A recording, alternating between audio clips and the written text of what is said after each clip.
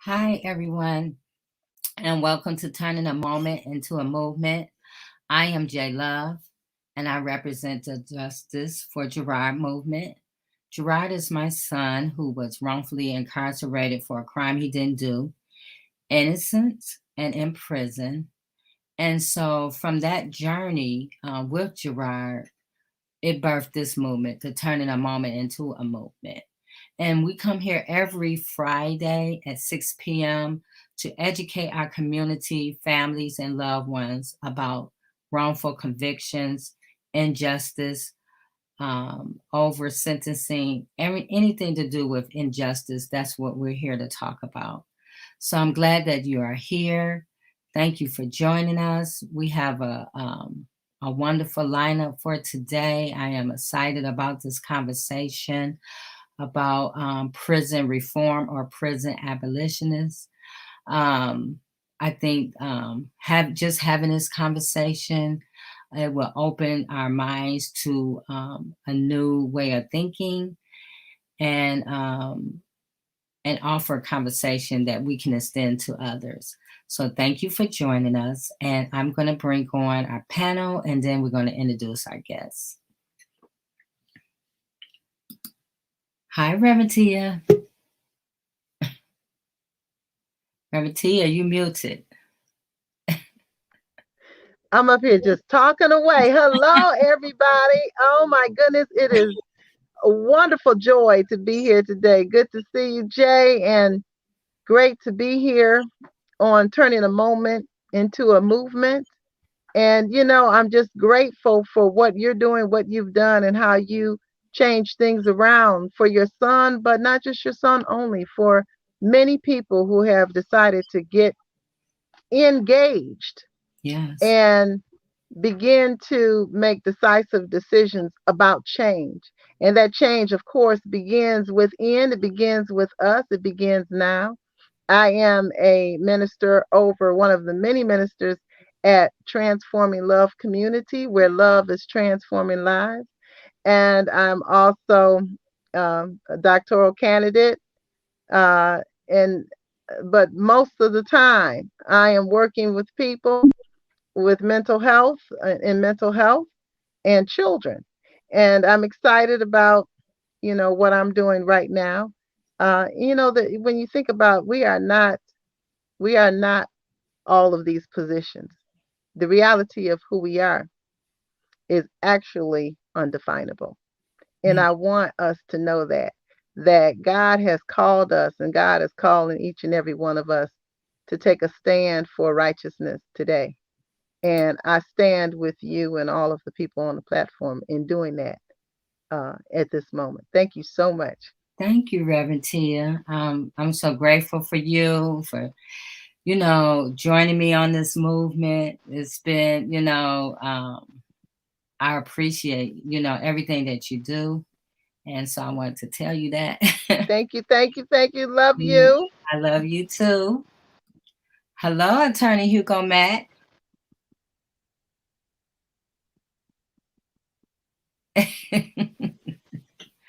Hi.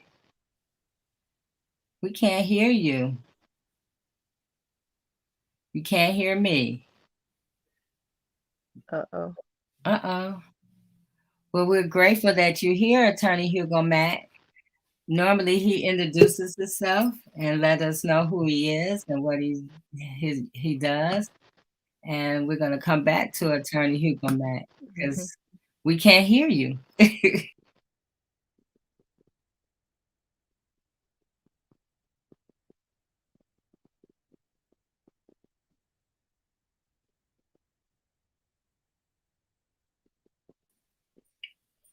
All right. I don't All right. know what happened there, but Attorney Hugo Mack, we can't hear you. Hi, Allie. Hey, how's it going? We're great. How about yourself? We having some technical issues going on. It's all good. You can't hear That Attorney only Hugo happened. Mack right now, but introduce yourself and tell us what it is that you do. My name is Alexandria. I'm with Michigan Liberation as well as Accountability for Dearborn. I'm a community activist in the metro area. Um, mainly my work focuses on mental health and criminal justice, also a behavior therapist and coordinator, and happy to be here. I'm glad that you're here, Allie. So, Attorney Hugo Mack hasn't came in yet, so he's working on his mic. So, while Attorney Hugo Mack is working on his mic, we're we're gonna talk to one of our guests. Hi. Good evening. Can you hear me? Yes. Okay, wanted to make sure. How are you today? I am excellent. Thank you. It is a pleasure to be here. Again, this is my second time on the show. Yeah.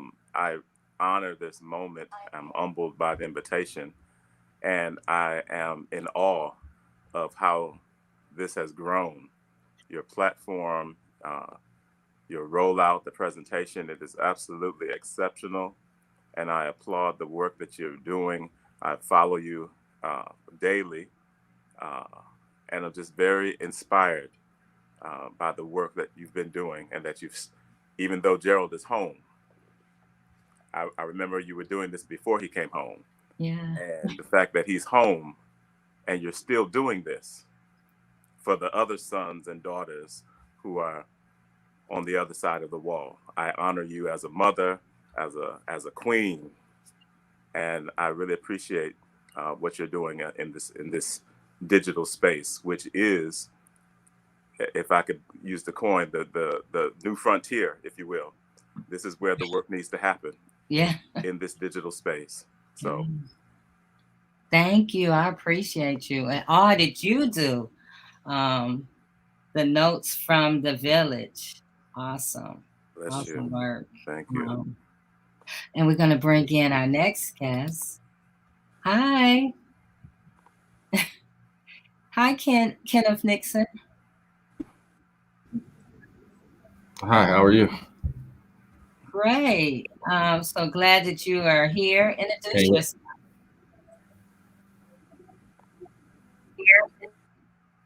my name is Kenneth Nixon. I'm an exoneree from Wayne County. I did 15 years and 9 months incarcerated for a crime that I didn't commit. It is like a full circle moment you being here with us this evening because I met your mom as I was trying to advocate for my son. We met at, I met your mom at UD Mercy at a class, at a workshop actually. And Oh, your mother gave me so much inspiration, just talking to her and her telling me a lot of things that she had already been doing for you. So I am so honored that you are here with us this evening. So welcome to joining us on Turning a Moment into a Movement. We are so happy that you are here. Thank you. I'm Yeah. happy to be here. Happy to be here. Yes. So tonight we're going to talk about prison reform versus prison as abolition. And I'm so glad that Darnell Ishmel is here because that's kind of your lane. So, and also Ali, because you have been doing a lot of work with reform as well. So, Ali, seeing that you're here, we'll let you start to talk about what is prison reform for you. For me, man, prison reform, I feel like it's so many things. Um, Prison reform creating means to me creating actual structures that rehabilitate people, and not structures that dismantle people. For me, it's about mental health first and self care. There needs to be there needs to be facilities that focus primarily on mental health when people are incarcerated, that focus on making them better people. And right now, there's not that. I mean, as we know, the facilities now are focused on, keeping people contained and not allowing them to expand their mind and thinking and become greater. And I want, for me, prison reform is creating structures that do that, that make people better than when they went in, make them come out an even greater person and come out wise, come out happy. And the exact opposite is happening. Um, and there's many ways to start that process, and there's a lot of work we know needs to be done to start that. And honestly, I feel like it starts with us. Absolutely. So, Ali, I know you're doing work with Michigan Liberation as well as Accountability Dearborn. And I know you guys, and I joined you guys on one of the platforms you did about abolition work. And could you speak to that? Yes. Yes. So we did 4 data town halls.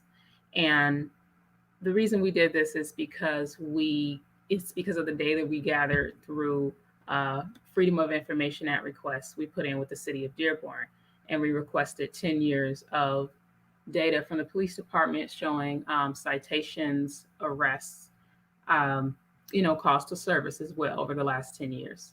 And with that, we had so many findings, and we felt a need to share it with the public and make that information known. So that resulted in 4 data town halls. And in having J Love there was great and amazing, and just having her shed light on her experience at it made it even more rich, and having others share their experience too. So our last one focused on prison abolition. And basically, when people hear abolition, they think, of course, why do you want to dismantle the prisons and let the words verbatim, let people run free that are going to hurt me and harm me and kill me? These crazy people.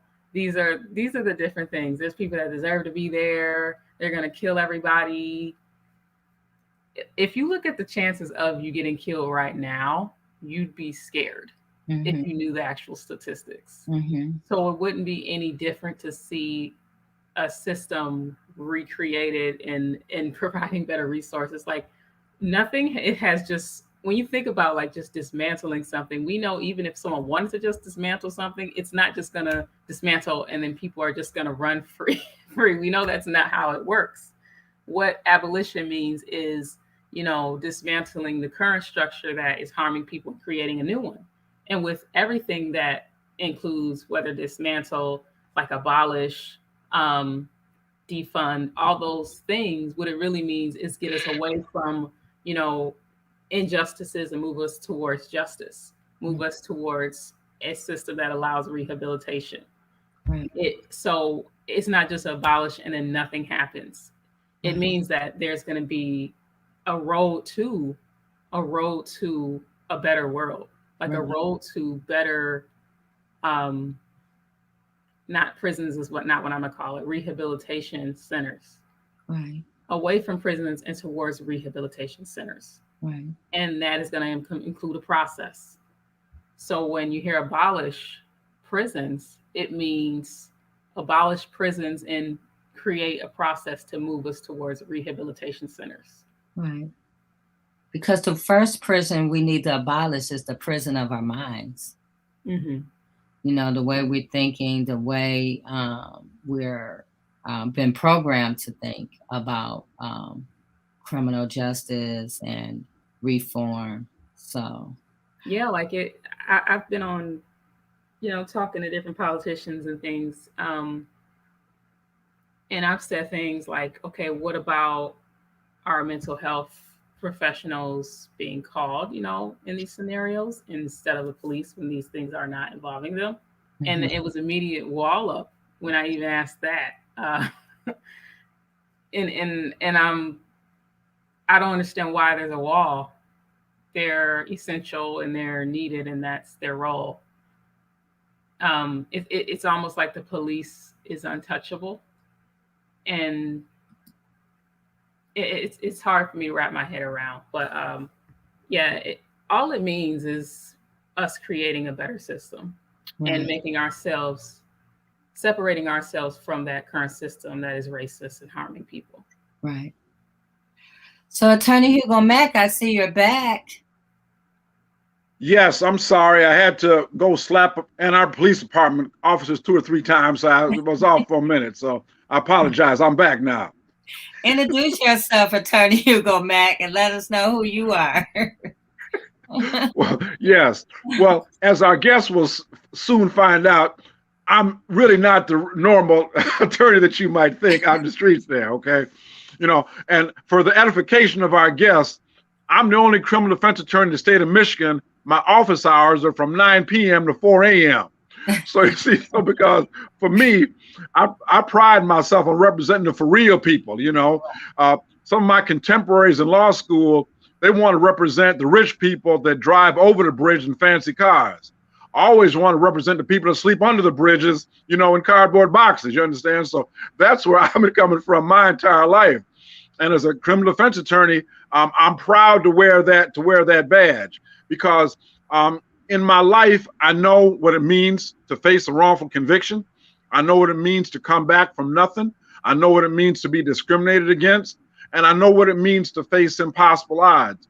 And when I hear Allie, and I'm sure the other guests are going to be talking about the need in terms of prison reform or prison abolishment as we know it, there's another component to that that makes the discussion extremely important. And I hope to put my input in on that. But I'm here, a former candidate for Washtenaw County Prosecuting Attorney, running on restorative justice, which is based on making the person whole, the victim whole.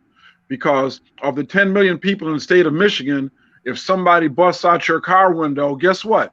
It's not the other 10 million of us that have been harmed. Only in an abstract sense we've been harmed. You're the one that's been harmed. You're the one that suffered the loss. So I'm a restorative justice advocate that's determining to make the victim whole, focusing on that, and punishment is really a secondary back burner situation, because punishment can be achieved without giving somebody 40 years in prison. So That's who I am. J Love can give you my contact information if I can be of help to anybody. And I'm proud to be on the panel here. Yes, and your information is on the screen. It's www.hmaclaw.com. And you Absolutely. can reach out to Attorney Hugo Mack, or if you need to reach out to me, I can get you in contact with Attorney Hugo Mack. Thank you, Much Attorney. appreciated. Yes. So let's get back to the conversation of that we have for today. What is the difference between prison reform and prison abolition? And I want to go to our guest, Darnell Ishmel. Greetings, everyone. The difference for me when we think of reform, if we think of American slavery, and if we concede that the penal system here in America is an extension, a reiteration of 400 years plus of American slavery, then we could almost logically deduce that prison itself is slavery reformed. And if prison itself is slavery reformed, then how do we reform it? Mm-hmm. I think we have to do the work to go back to the initial impulse of prison in America, and to echo some of what Alex was saying earlier, it's about refreshing and refurbishing and restoring that person. It's not necessarily about punishment. And if we think about when, back in the 1700s, when the Quakers had the moral compass to develop a place where people could go and be restored, that has been lost in many ways. And it's, for me, it's kind of like I lived in San Francisco for a few years, and they had a place where I would go. I won't name the exact restaurant, but they had a place where they had this sourdough bread from years ago. I mean, it's been around for like decades and decades, because they have what they call that starter dough that was saved from years ago. So the bread today has the starter dough from more than 100 years ago. Prison is not like that. We don't have the moral starter dough, if you will, the moral compass. We don't have the moral fibers that the Quakers baked into it in its earliest forms. Mm-hmm. It's become industrialized. That happened very quickly. If we look at the development of prisons, it happened very quickly. It became monetized. It became corrupt. So it's not what it was. It's far from any place of morality. So to reform it from what it is today, it's a hard sell. Alex was just talking about that. Yeah. People can't make that leap. People think that, as she said, oh, they're going to be running, around with me, and doing harm to me. But we live in a world where there are countries that do not have nearly the prison population that we do. I'll say it this way: we live with other human beings on this planet who have figured out a way to live in a society and have a high quality of life without the aid of what we have as a model of prisons here in America. Mm-hmm. We've been hooked into thinking that we need prisons, and other people in the world have figured out they don't need them. And the higher quality of life in Holland, Sweden, Denmark, other countries, they don't have these. They don't have what we have. Right. So I am a strong advocate for abolition. The And that's a nice word, dismantling. That's when I look in the dictionary, there's a word that says destroy, and I like that one. Okay, so I'm going to stand with that one in terms of abolition, because if we were talking about slavery today, we wouldn't use the term, well, how will we dismantle it? Let's take this component off and no, the slaves, but no, we want to be free. And there are people on the other side of the wall who are innocent. There are people on the other side of the wall who have done their penance. There are people on this side of the wall who are still hooked and enslaved because they're tethered to their loved one. And as a society, and I'm speaking from a moralistic or spiritual standpoint, because I am a doctoral student at the Pacific School of Religion, we in America, our moral compass is gone amok. So we're doing harm to ourselves. We're doing harm to the future generation of children by suggesting, more than suggesting, we have baked into their own development that prisons are a necessary thing, when there are other persons and countries in the world who have they've taken a different course with their humanity. So I am very much for abolition, destroy, get rid of, dismantle, and we maybe need to put a timetable to that. I agree. It's not just overnight. Open up just let them go. No, I understand, but we need to set a timetable. Just like when they're going to destroy a building downtown, they're going to TNT it and bring it down. Well, they let us know. There's a public hearing on all of that.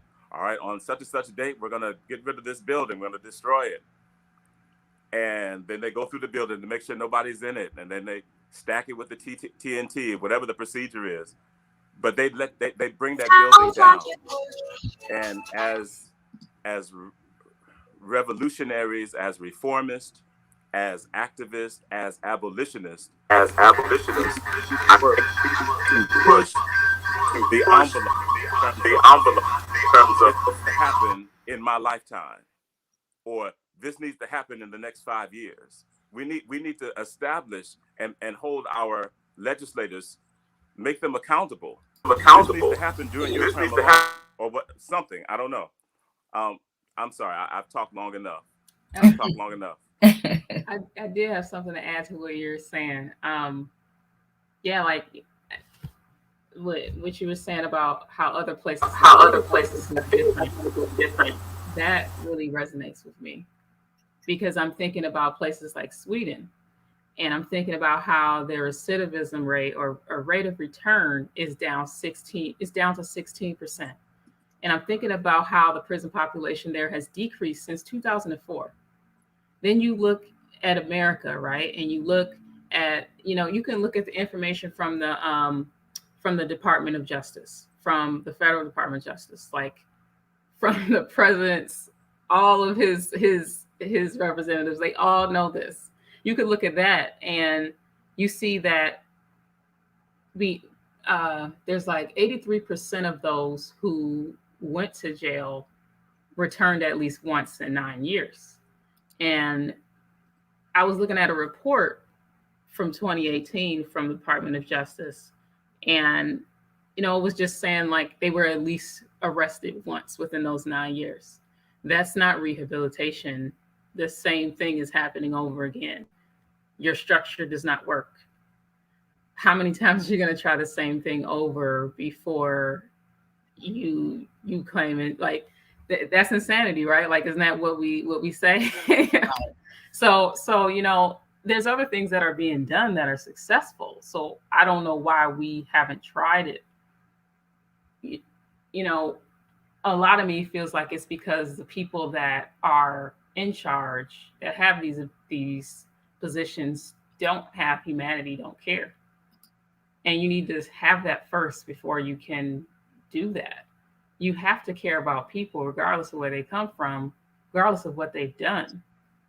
I've had discussions with people where I was saying just because they, they don't deserve death. I don't think I'm just going to dictate you deserve death. And people have argued with me saying that they do because of something they did. Who are you to say that? We have to start looking at humanity, and a lot of me feels like it starts there. If a person doesn't have that, then these kind of structures are going to be created. Right. We need to look at the whole person and not at a system that has been developed to criminalize people mainly because of the color of their skin. I was gonna add that the problem, it's so systemic, because it has been it's gone on for so long. And I can hear in the back of my mind how people say, well, you want change so fast, and but we've been at this is 400 years. I think we are beyond asking. We should be demanding that change happen right now. The thing is that our minds have been so inundated that in some ways we have taken on the mental capacity of the slave masters. Mm-hmm. So not only is the prison system and correctional system based upon times when the slaves were initially released in from slavery, it was just a translation from one idea to another, but yet the same idea, and that is to criminalize people, and to keep them incarcerated, to keep them in bondage, whether behind bars or in society. They do so with fear tactics. And with the sad thing, and I use this is important because this platform is for educational purposes and to get people to first know and then engage.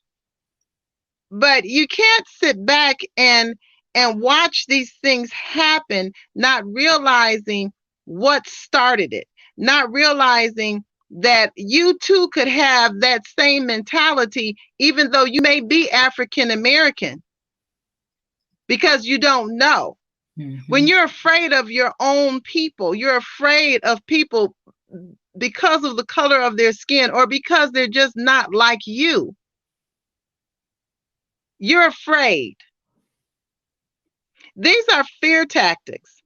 To be afraid, all of these ideas of being afraid, and it comes in so many different structures. There's fear to the point where people don't even know how to raise their children because they're afraid they're not doing that right. Got to get a book and have somebody tell you how to raise your child. You're afraid. You're afraid of whether to go to the doctor, whether not to go to the doctor. You're afraid of how to treat your body. Mm-hmm. People are afraid of living. And so we are actually living afraid. And at some point, it's important to break out of that box and decide, I'm not going to be afraid anymore. And I'm going to fight this injustice. I'm going to stand up for what is right. And what does that mean? Like he said earlier, look, hold these people accountable. Hold yourself accountable first, and then hold everybody else accountable. They're leaders. And the thing about it is, right now we are following leaders who have low self-esteem and who believe in a system of incarceration to meet their own individual 1% needs.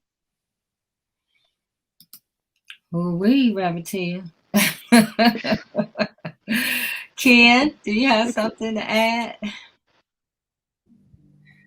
Yeah, this is a heavy subject. This is definitely a heavy topic. As we all know, I was a product of this disruptive system. And I think that a lot of people forget that voting is the most important tool that we'll ever have. I voted for the first time a week ago. I'm 35 years old. We do a lot of ranting and raving and screaming and hollering. We do sit-ins, we do protests. You don't see that at the polls, though. And that's something that I learned being inside the system, right? We've got people that are making decisions for us that have never been where we've been. They've never seen the extremes that we've seen.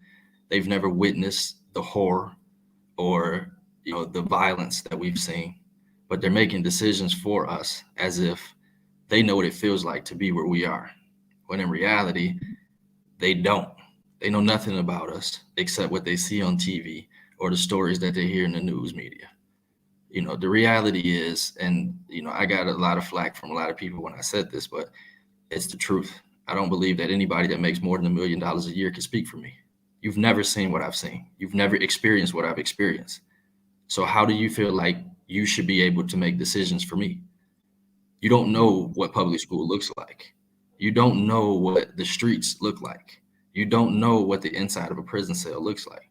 So how can you make a decision for me? How can your decisions affect me when you don't know what the consequences of that decision is or what they'll look like 5 years from now? Myself as the chairman of the National Organization of Exonerees, these are things that we're saying. These are things that we're confronting. These are questions that we're asking, right? We're getting opportunities to stand in front of politicians and policymakers, prosecutors all over this country. Doing the right thing has now become sexy. Criminal justice reform is a hot topic right now, and everybody knows it. There's a reason that the term was created, progressive prosecutor. There's a reason for that, because people were tired of what was here before, the status quo of what was here before. So how did we beat them? We beat them at the polls. We beat them by putting them out and bringing in people that valued what we value. Media itself has become an outlet for people. We wouldn't even know what wrongful convictions were if it weren't for the media. We wouldn't know that, cops were destroying lives if it weren't for the media. It's platforms like this that have changed the way we see criminal justice. Podcasts, movies, radio shows, newspaper articles, magazines. It's the media that has changed the view of how society sees the criminal justice system. Voting is how we win this battle. You want to change something, go to the polls. Complaining about it every opportunity you get does nothing. It does nothing because they don't care. They don't hear you. It doesn't make sense to them. Just like Alex said, the moment she mentioned, a trigger word, the conversation was over. The person stopped listening. This is the reality of what we're dealing with. So my position and the position of the National Organization of Exonerees is they don't comply, vote them out. They're not going to stand by what's right for people, send them home. If you can't get with what people are asking you to do, find another job. Exactly. You're about to lose your job. That's a mic drop. That is the truth. Yes. Attorney Hugo Matt.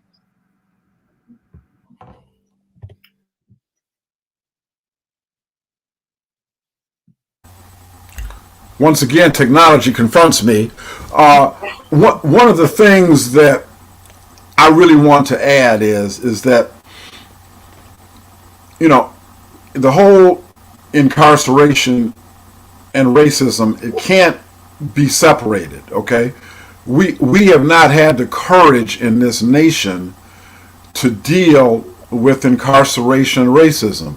We have not had the courage, as you see the pushback now from critical race theory in schools where they don't want that. We simply have not had the courage to admit how the whole incarceration thing came about. And we simply have not had the courage to really look at the 13th Amendment. I mean, really, really look at what the 13th Amendment says. The 13th Amendment abolishes slavery, all right? We know that.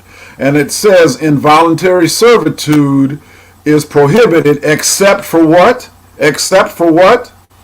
For lawful imprisonment. You see what I'm saying? Lawful imprisonment. Words to those effect. So what happened is, and I'm sure I'm preaching to the choir here, when we could no longer condone slavery in its purest form. You all know about the black codes, and Jim Crow and that. But the advent of criminal laws to do in reality what slavery was outlawed from doing, and that is imprisoning people. The chain gang was created for black folks, okay? The chain gang was created for black folks because when you look at the chain gang, what they did, those people went out early in the morning. They did all kind of sharecropping work, building roads, whatever the prison wanted them to do, they did. And that is a form of slavery. So the first thing we as a people need to understand, we do have involuntary servitude. That is a quintessential definition of slavery, involuntary servitude.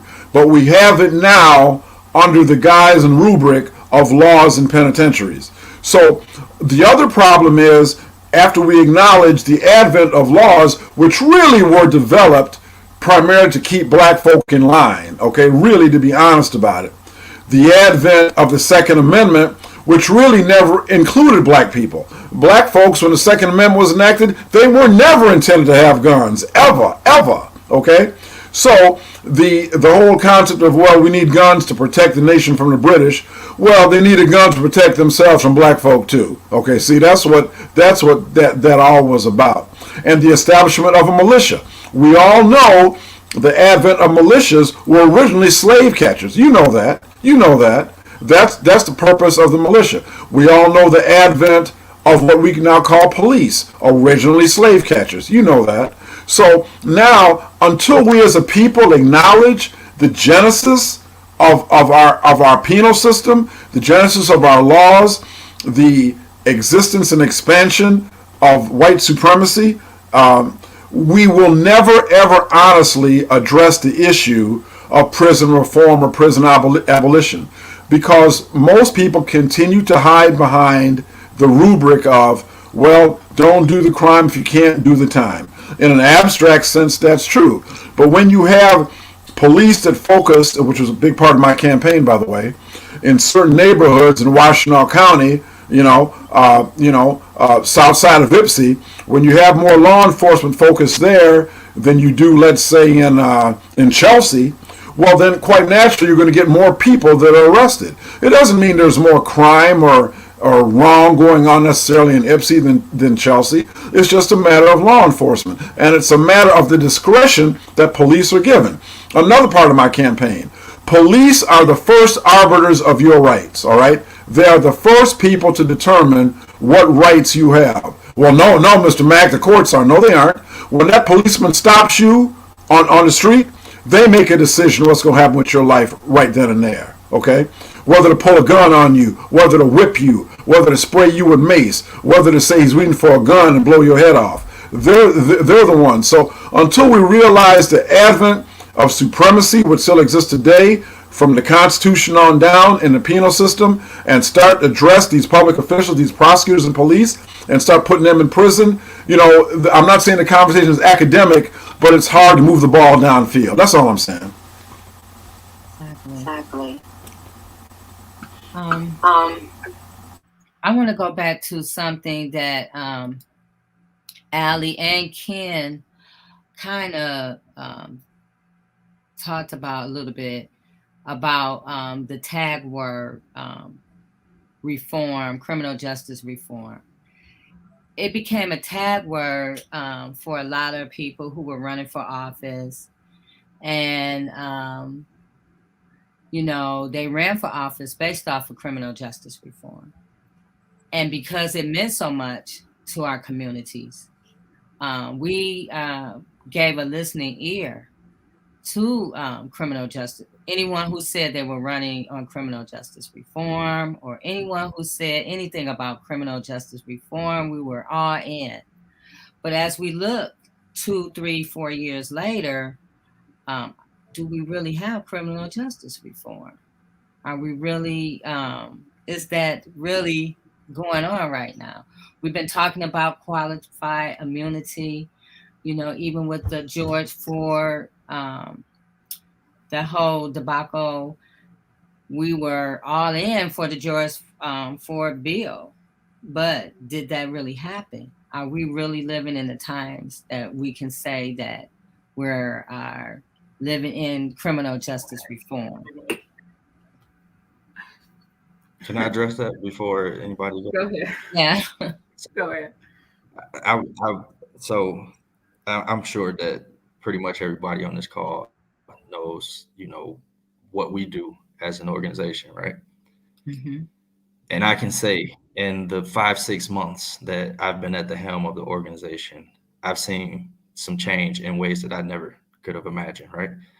And when I say change, it didn't come easy and it didn't come willingly, right?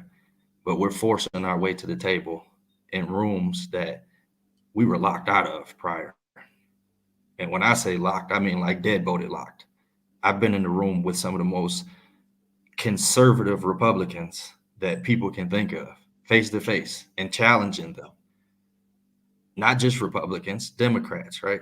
Because one of the most progressive prosecutors in the state of Michigan, known as, the inventor of the terminology, progressive prosecutors. I sat in a room with this person a couple of weeks ago, and this person gets up and they're telling the story about how they're about to make all of these changes and they're good for the system and how they're going to be better, right? It's going to make the system better.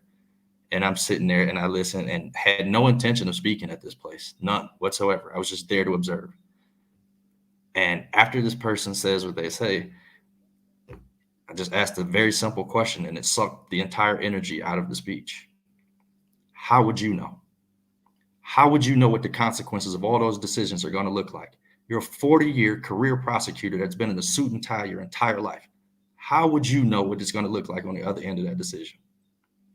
You know who you should be talking to? You should be calling me when it's time to make those decisions, because I can tell you what it's going to look like. I can tell you what it's going to look like because I'm the one. I know what it feels like when that 15 minutes runs out on that phone and you're talking to your kid. I'm the one that spent hours on the phone doing homework with my kid because there was no other adult in the house. I'm the person that had to suffer through family loss after family loss. How would you possibly know what it looks like on the other end? You can't. And you know what the response was? We need to talk. We need to have a conversation, right? Because to me, I'm the stakeholder in this situation. Everybody that's making these decisions have never been where I've been, right? And it's not just me. There's a group of us. At any given point, I can tag somebody in that can relate to an issue that is being talked about. There were 5 of us in Missouri. We had more media requests than we could handle. What did I do? I tagged in a guy from Michigan. Take this interview. Next thing you know, the interview was on CNN. These are the conversations that we're challenging people. We're challenging people because it's the appropriate thing to do. Just because you say you're progressive or you're for the right thing, how? How can you be for the right thing if you're not talking to the people that's being affected by it? Exactly. And make no mistake about it, right? We are for justice, completely for justice. I will stand at a press conference with anybody that's for the right thing. Prosecutor, defense attorney, Innocence Project, ACLU, it doesn't make me a difference. If you're for the right thing, you have the support of the National Organization of Exonerees. However, if you take a different position, you better believe we're coming for you. You better believe you're going to be a talking point at one of our speeches. You better believe your name is going to be mentioned in the newspaper article. Because it's not fair, not right. And we're calling people out on it. There's a lot of people that don't agree with the things that we've done. But the reality is a lot of the stuff that's being changed right now, that's being talked about right now, is because we're screaming it. We're the ones talking about coronavirus inside of the prisons. We're the ones talking about why I came home with no ID. They're kicking us out of prison with no vital documents to no fault of our own. And I'm asking that question in a room with these public officials. You took my ID from me when you took me to prison. So why didn't you give it back to me when you let me go? Why do I have to fight the system to reprove who I am as if I've done something wrong to you? I didn't do nothing to deserve it. You're right. And I agree with you because when my son came home, he had no ID. He had no Social Security card. And guess what? He needed health care because he suffered from severe Crohn's disease before he went inside. And all the fighting I had to do while he was inside to get him health care, he comes home with no insurance. So, he needs these infusions, he needs health care. So now he's racking up doctor bills. Nobody gave him his insurance back. He was Social Security disability because of his health. So you would think he went there with that. Why nobody help him get that back? And so when he comes home, he doesn't have to rack up thousands of dollars of bills. So you're right. These are the conversations that these people who are crying about how they're being so reformative should be having with people who are closer to the problem than because they're the ones that's closer to the solution. Darnell, Absolutely. looks There's like been a lot of changes because of what we've been doing. Michelle Fisher in the chat right now is saying that because we came home, several of us screaming about this vital document issue, that now they're doing something about it within the institutions. Now they're ordering birth certificates and social security cards. And when you go home, within 2 weeks, your state ID is in the mail. That wasn't how it was in February when I came home. It took me 3 months to get a birth certificate. right. I almost went to jail standing in front of the city county building because they wouldn't let me in, and I refused to leave until I got a birth certificate. That wasn't the process. But what did we do? We hammered and hammered and hammered until somebody finally heard us. And now the entire MDOC is getting vital documents ordered and placed in their files. So that this problem again. Yeah. But Ken, you're saying that, and before you came home, and Gerard came home in January last year, they were talking about this whole thing, how they were going to have that all done, but everybody used COVID as their excuse of not getting things done. Go ahead, Allie. I was just going to agree that we are in an era of reform. We are in a time of reform. I mean, me too. I haven't seen. There's things I thought I never would see, if I'm being quite honest. 2020 was a year of so many new things, and it was a lot to deal with, just mentally, and it was just a lot to take in. I'm seeing cities that are Republican, are primarily white, that are sundown towns like Livonia. I'm seeing there was a protest in Howell. When would you ever think that would happen? Places like Livonia are stepping up and have Black Lives Matter groups, Dearborn. You're seeing other suburban areas, Rochester and more, that are, at the forefront.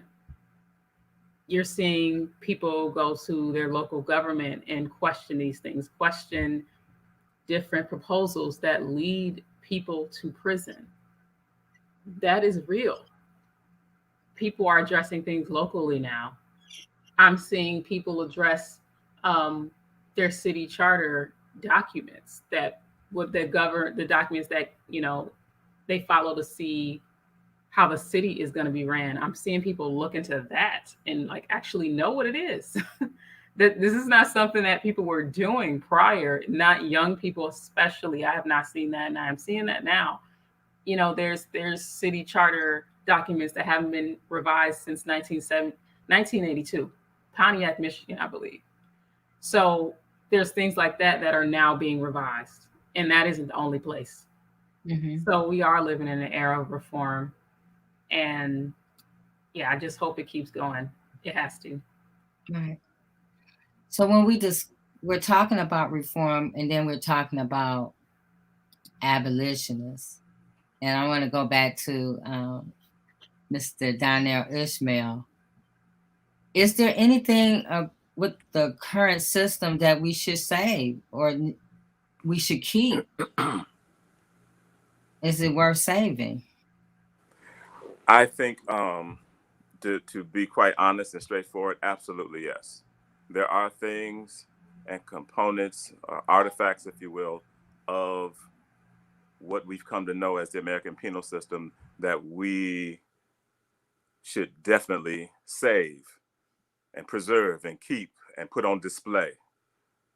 And those things are like the testimonies of people like the exoneree Kenneth Nixon who are here. We need the testimonies of all those who have served. We need to know about their life. We need to know about what happened to them. We need to digitize it. We need to mediatize it. We need to pass that information to our children and our children's children. We need to memorialize it so that we never repeat it. Mm-hmm. History is a very important thing. For me, that's what needs to be saved. The institution itself, what it's doing, how it's functioning, no. But what it has done to the lives of those who have gone that way, we need that testimony. We need to have that evidence so that it goes to future generations. And it needs to go in ways that's flexible and malleable and accessible to everyone.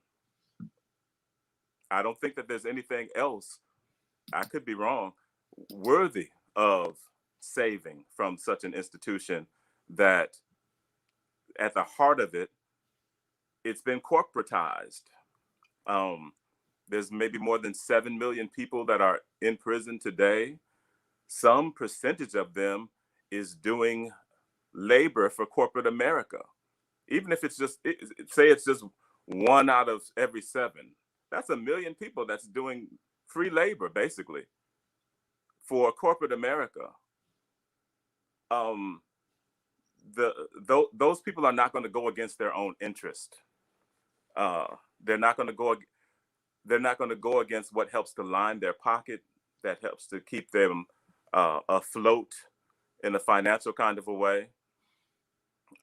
Just like our ancestors helped build this place we call America. America was built on free labor, mm-hmm. and it is still being buoyed in certain regards economically by this apparatus called the American penal system. There are certain communities in these hamlets and outlying places where that is the main source of income. Everybody works for the prison. And some senator so-and-so or congressman this one and that one got the prison built in their backyard. And it has changed things economically for that. That they did that for their own interest. And when we talk about reform, I think we do have to reach for, if it's just going to be reform and reform only, absent of abolition. Mm-hmm. At the point of abolition, that's where we stop. All right, well, fine. What is that point? What is the superlative of reformation of this, what we call a prison system? Let's reach for that superlative. But again, I'm an abolitionist, and I used to be an activist. I used to be a reformist, and then I became an abolitionist because someone got in my ear and they got in my spirit and they helped me to understand we really have no need as a human people. We have no need for that particular beast of a system, and we need to get rid of it. Mm-hmm. So I would almost sound like Paul. I would that we all become abolitionists, and shed ourselves of reformist only. Mm-hmm. Yeah, the only part is what bothers me. There's going to be people who are reformists, abolitionists, just because of the system we live in and how everybody was raised. We affected by it. So there's going to be different perspectives, and that's fine. But we got to stop shutting out, those that are reformists. I know to shut out abolitionists or people that say defund. Why are you shutting people out? Isn't that valid to want something to be abolished that's harming people a lot? Like, I don't see why the shutout is happening. And we need to start having conversations with each other to change this system, because it's harming people daily. Like, it's life or death. Like, I don't see why that happens. That is not necessary. Right. So when we're talking about reforms and the reason it's hard for them to happen, and we get so much flack about reforms, it's because of all the money that's involved. So almost half of the money spent on running a correctional system goes to paying the staff, the group. This group is interventional lobby that sometimes prevent reforms and whose influence is often protected when prisons populations drop. The government payroll for corrections employees is over 100 times that of private prisons, industrial profit. So money often gets in the way of reform. And then we look at the bail bonds companies. These are things or companies, and Mr. Darnell Ishmel, you was talking about that get in the way of reform. Bail bondsmen, corporations that that give foods and feed the prisoners. What's that? 2.3 million people, a population larger than 15 different states. Feeding prisoners is expensive. So, when we're talking about reform, just, talking about those things like that, it gets in the way. You have stakeholders that don't want you to talk about reform or not even interested in reform because now you're getting in their pockets. When we talk about private companies that supplies goods to prisons, phone companies, commissary vendors, these people are in the way of reform. They don't want reform. They want to continue to make that money. I'll say this: I mean, if there was money in, I'm sorry, I think I cut you off, Ken. Please. go ahead. I'll go after.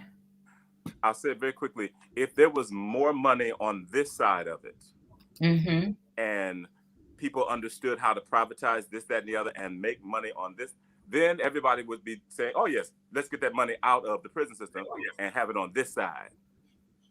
And I think we need those kind of solutions at the table. And I don't know what that means. Ken may have more a possibility of reaching those people because he's in a different circle than I. Okay, but I think that there needs to be the conversation about, okay, this is how money can be made on this side of it. Right. So let's just make that happen over the next 10, 15 years. Right. Go ahead, Ken. I think what we're all hinting around at right now is, I mean, let's be clear, let's be honest, right? There's been dynasties built around prisons, right? There's dynasties, family dynasties that will last for several generations, built off of privatization of certain prisons. There's a lot that society doesn't understand about how the prison system works. Everything is privatized within the institutions: the phone system, the JPay system, the mail process, the food, the healthcare. Everything is run by a private company except the security guards that are holding it up. But there's so much politics involved in what's happening. Darnell hinted at it earlier. Yes, there are institutions built in places within the state of Michigan where the entire growth of that community depends on that prison being open. You've got places, Ionia, Michigan, where there's 4 or 5 prisons. St. Louis, Michigan, there's 4 or 5 prisons. The UP, the entire economy of the Upper Peninsula is held up by the prison system. When they close a prison up north, those people freak out because they have no idea how they're going to eat. But when the decisions that are being made for human lives rests on the dollar value that you have, you create a totally different circumstance. Because now you're running this industry off of a spreadsheet. Snyder tried to run Michigan off of a spreadsheet, and we got a Flint water crisis because of it. You can't dictate how people's lives are run off of a spreadsheet. Humans are not business. This is why we have the industries that we do. A lesser known fact about private prisons that go on in the federal system: there's a part of that contract that's negotiated with the government that says the government has to keep that institution 80 to 90% full at all times. So you know what that tells people? You have to send people to prison in order to keep that number up, or you'll be penalized financially for it. These are the lesser known facts that not everybody knows about. but it's true. Look it up. It can be verified. And you have people that are profiting off the backs of things that it just shouldn't happen. The MDOC, part of their mission statement is rehabilitation and keeping the family connected.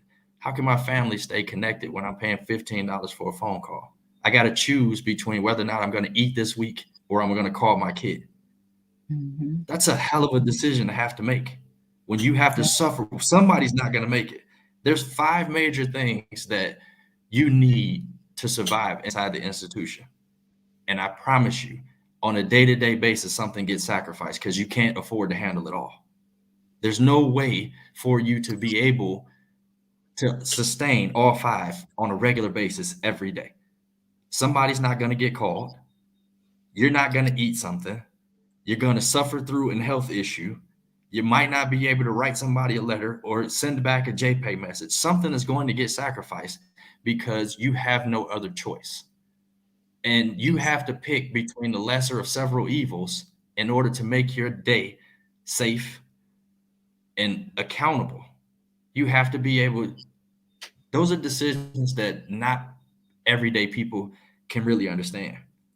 And when it comes to tearing down the institutions, again, there's so much stuff that happens behind the scenes. Little known fact, when coronavirus is going on, correctional officers, correctional staff were paid an extra $750 every 2 weeks just to show up to work. So you have to give somebody an incentive to show up to work. And I remember having a conversation with an officer, and she defended this position that she deserved that extra $750 every 2 weeks. And my question was, why do you feel like you deserve it more than that kid that's working in the gas station to make sure you're eating?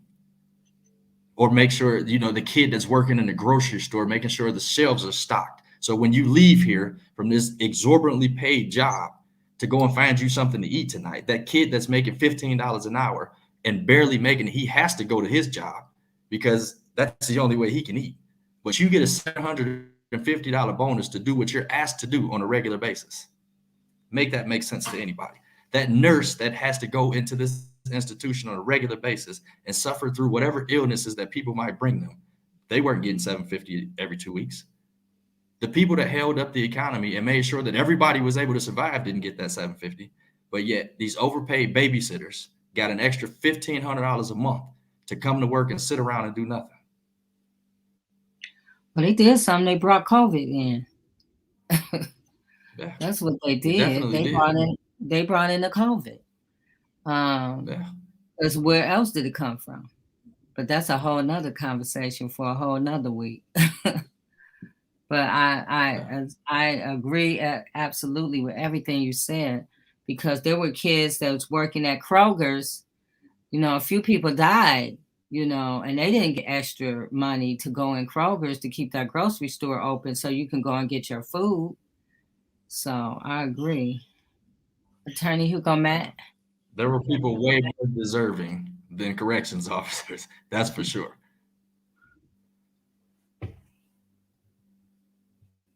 Okay. Unmute yourself, Attorney Hugo Matt. All right. Can you hear me now? Yes. Okay. Well, all right. Well, you can hear me now. It seems how you hear me now. How you like me now? Okay. So we're doing that. So look here. As a practitioner, for me, it's another dimension in terms of reform and abolition. Another thing that I think people don't discuss enough, and that is the collateral consequence of a conviction and incarceration. All right? So let's say somebody is convicted of breaking and entering, what have you. Now they get, let's say, a 5 to 15 year sentence, okay? So let's say they serve 10 years, what have you, okay? Get out, complete parole, 2 years. Now, they on paper, have paid their debt to society. You understand what I'm saying? They served their time. Their debt has been paid to society. But the consequence of that conviction will haunt that person for the rest of their life. In the state of Michigan, you got a felony conviction, you can't sit on a jury. I don't care if you come out the penitentiary and become a mixture of the Pope, Gandhi, King, whoever, all mixed together. The fact that Darnell has a felony conviction in Michigan will keep that man off a jury. Not because they've shown him to be morally deficient, not because they've shown the man is a derelict, is homeless, is selling drugs to kids. They will relate to that man back whenever, the 60s, whenever that conviction was, and say, you are automatically disqualified. Whereas a person who has done a whole bunch of wrong, they just haven't got caught up in the system. You know, wife abuser, pedophile, drug dealer, okay, all those negative sorts of things, they will gladly embrace them on the jury as qualified, and eschew myself, having a penitentiary experience myself. So one thing with me as an attorney, I can pick a jury, but I can't sit on one. How ironic is that? You talk about holding something against someone for a debt that has been long paid. So for me, when I'm in court and I'm arguing in terms of sentences or reductions or fighting for personal liberty in front of a jury, I'm thinking about the collateral consequence when that person gets out of prison. Like I said, they can't sit on a jury. They'll be discriminated in where they live. They'll be discriminated in the job they have. They'll be discriminated in education. They'll be discriminated in terms of transportation. All those things will follow them, and don't think you'll escape that by leaving the state of Michigan. You know, all they need to do is punch in your social security number or your name, and guess what? All that stuff will follow you forever. So for me, when I look at the need for prison reform or abolition, part of it also goes with reforming and abolishing some of these laws that continue to penalize a person long after their debt has been paid.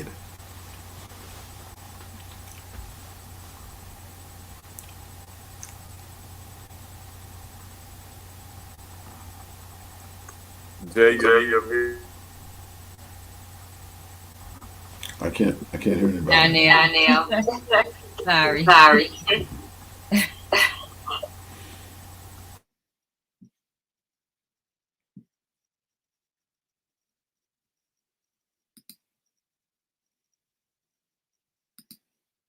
Can you hear me? Okay. Darnell, go ahead. Well, I will concur with everything that I'll have to say this now. My brother, Hugo Mack, Epsilon chapter, Alpha Phi Alpha Fraternity Incorporated. Yes, sir. Yes, sir. Yes, sir. I've never met him before, but I get to meet him here in this venue. So I am delighted that he is doing this work, and his legacy speaks for itself. I concur with everything that has been said. My point I would like to make, I think, is where do we go from here? How do we move the needle, as Ken has been talking about? You know, they're out there doing the work of actually literally moving the needle on these things. And history certainly is our guide in some respects. There are some things that would have never happened in America in the 50s and the 60s regarding the civil rights movement, had it not been for the American news showing the entire world what was happening to this humanity here in the States. When the world saw it, America was embarrassed. America was shamed. And it put them in a certain moral position where they had to do something. And then we have our civil rights legislations, etc. There needs to be that same type of critical mass outcry as it regards these issues that are being raised by Brother Attorney Hugo Mack and Exoneree Kenneth Nixon. There needs to be the publication in every form.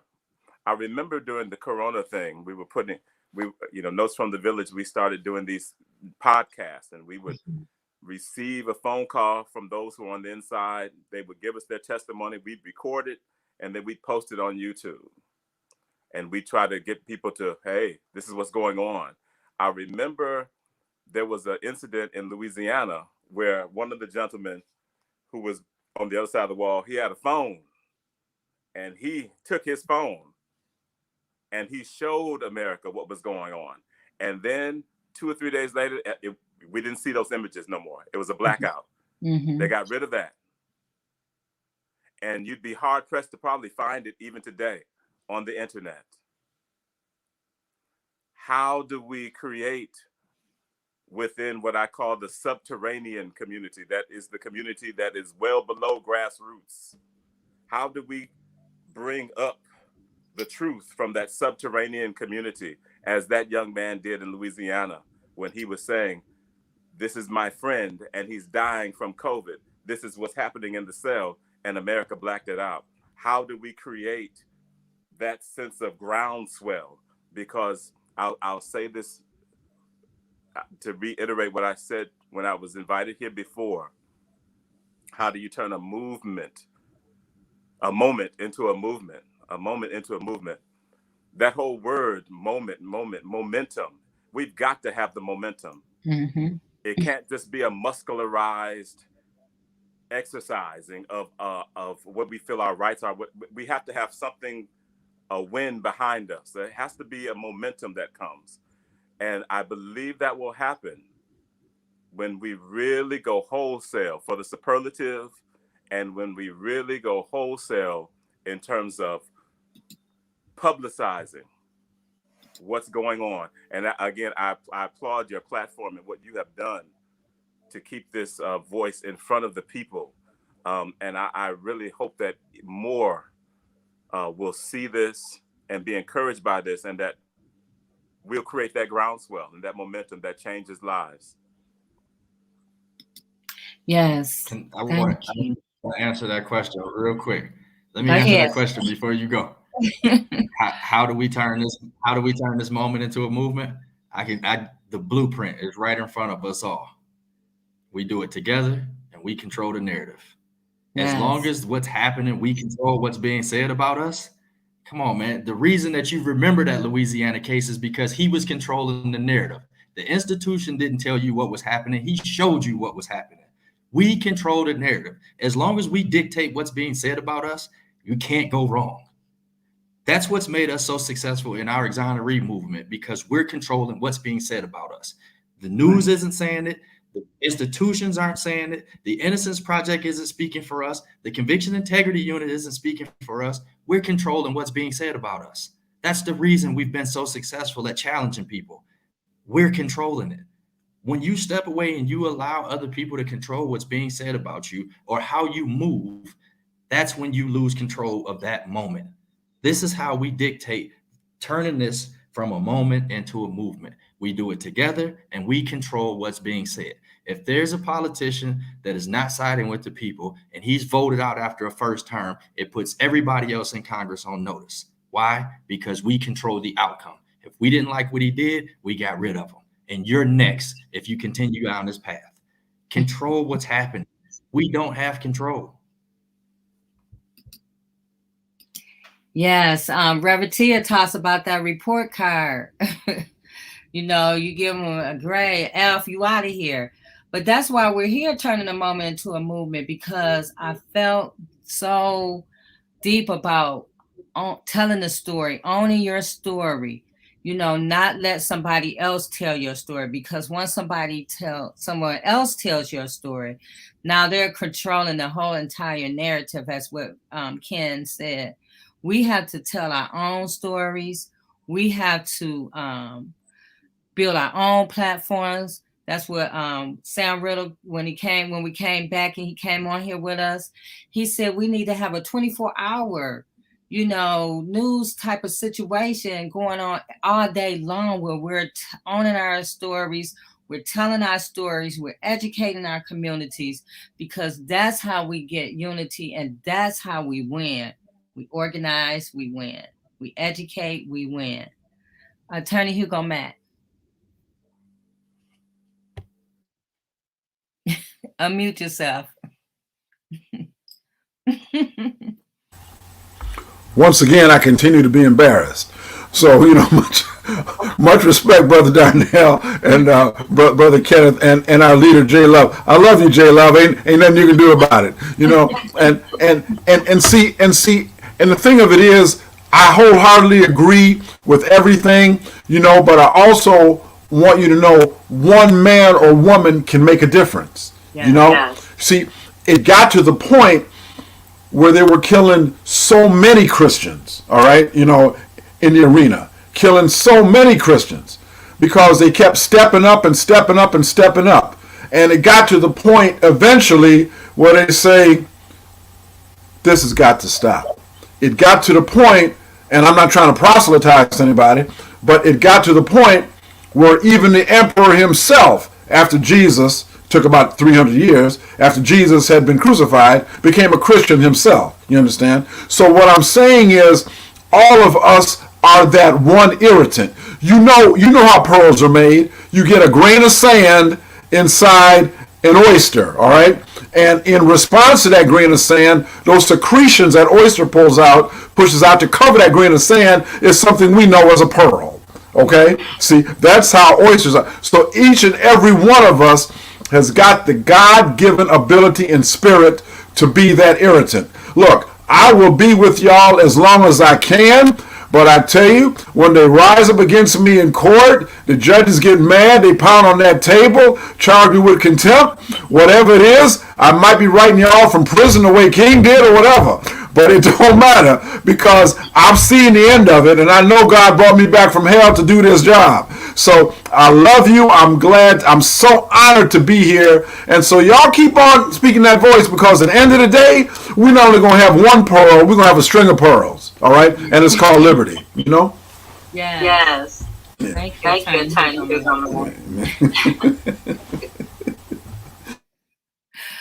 All right, you guys. I want to thank you guys for joining us.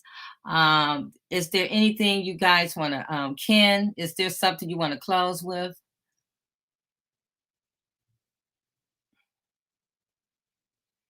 Ken, can you hear me?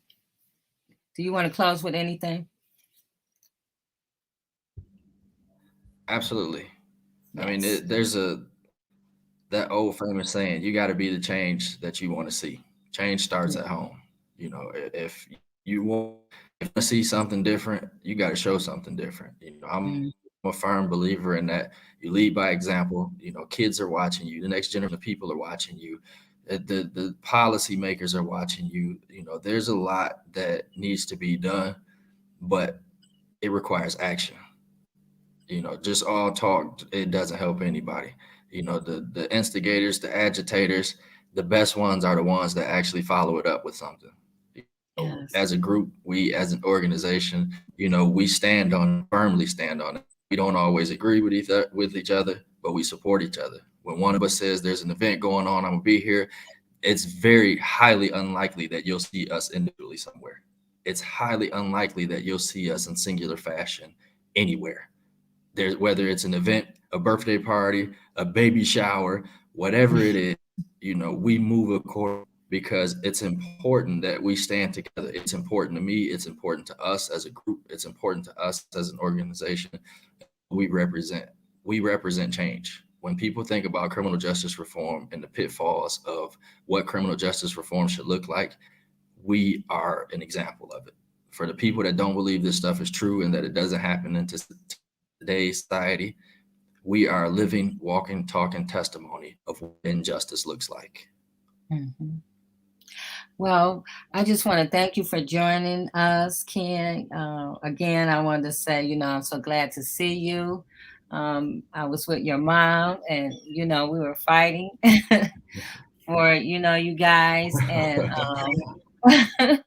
you and Gerard and others, we were out here screaming about wrongful convictions. So I'm so glad that you were able to join us. And I'm so glad that you're, doing what you're doing. And I support you guys. So thank you for joining us, and enjoy Africa. I'm definitely enjoying it. I appreciate you giving me the opportunity. Yes. Darnell, do you have anything you want to leave us with? I'll just very quickly say this. There is a national organization by the name of Abolition Apostles. Mm-hmm. And I want to put this plug in. You can look them up, abolitionapostles.com. Less than probably 20 months old, if you will. Started by a couple living in New Orleans, David and Sarah, great friends of mine. They began at their kitchen table corresponding to about 10 people. And now they've grown that organization to cover about 3,000 persons who are incarcerated, with the structure of chapters in about 37 states, and with a volunteer base of over 1,500 people. And those two as a couple, what you were saying, Brother Mac, as a couple at their kitchen table, as a ministry, they have far-reaching tendrils throughout the entire nation now, doing the work of abolition. So there is a thrust, a great momentum, I hope would become a tidal wave of people, young people and old, that want to see this system dismantled, demolished, divested, and deplored, if you will, and gotten rid of, discarded. Join us. I know that this coming Sunday, if you're in the Midwest, there is a meeting on Zoom.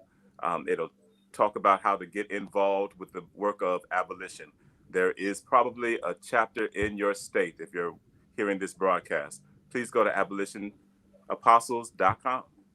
And again, thank you so very much for having me on tonight. Thank you.